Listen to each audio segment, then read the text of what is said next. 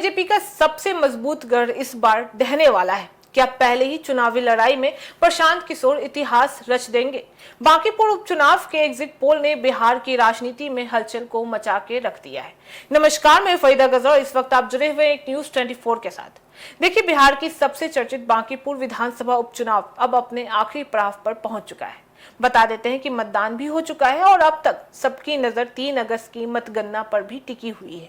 लेकिन उससे पहले सामने आए अलग अलग एग्जिट पोल ने राजनीतिक गलियारों में नई बहस को भी छेड़ दिया है।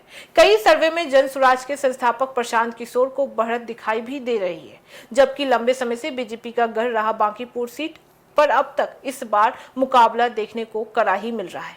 हालांकि यह याद दिलाना जरूरी है कि एग्जिट पोल सिर्फ अनुमान ही होते हैं। अंतिम फैसला मतगणना के आधिकारिक नतीजे ही करने वाले हैं। बांकीपुर विधानसभा सीट पर इस बार भी सिर्फ एक उपचुनाव नहीं है, बल्कि बिहार की राजनीति की दिशा तय करने वाली सीट भी मानी जा रही है। इस सीट पर बीजेपी के नीरज कुमार सिन्हा, जन स्वराज के प्रशांत किशोर और आरजेडी की रेखा कुमारी गुप्ता के बीच ही मुख्य मुकाबला भी माना जा रहा है। इस चुनाव में करीब 3,79,000 मतदाता इस चुनाव में करीब 3,79,000 मतदाता थे, लेकिन मतदान सिर्फ 34.31% ही हुआ है। कम वोटिंग ने सभी राजनीतिक दलों की चिंता भी बढ़ा दी है, क्योंकि ऐसे चुनाव में नतीजे अक्सर चौंकाने वाले ही सामने भी आते हैं।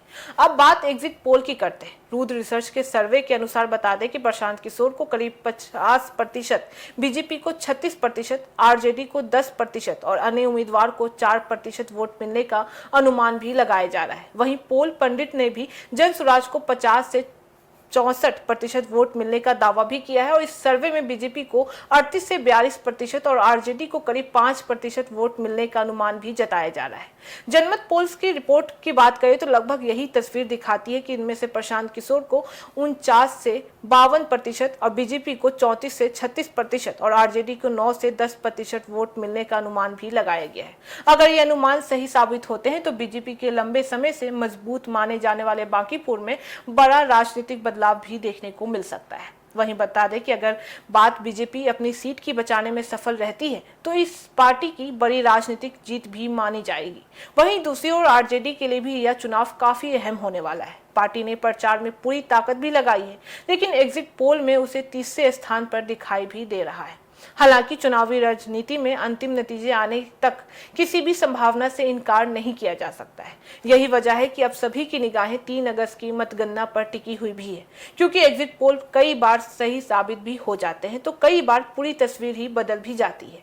अब सबसे बड़ा सवाल यहीं पर खड़ा उठता है कि क्या प्रशांत किशोर पहली ही चुनाव लड़ाई में इतिहास रच देंगे या फिर बीजेपी एक बार फिर से अपना गढ़ बचाने में कामयाब हो जाएगी। यह नतीजा सबको चौंका देने वाले होंगे। आपके हिसाब से बांकीपुर उपचुनाव कौन जीतने वाला है और आपकी राय हमें कमेंट बॉक्स में जरूर बताइएगा। तो फिलहाल इस खबर में बस इतना ही। बाकी ऐसी तमाम खबरों के लिए देखते रहिए न्यूज 24। हर खबर सबसे पहले सबसे सटीक। वीडियो को लाइक करें, शेयर करें और चैनल को सब्सक्राइब करना ना भूलें। धन्यवाद।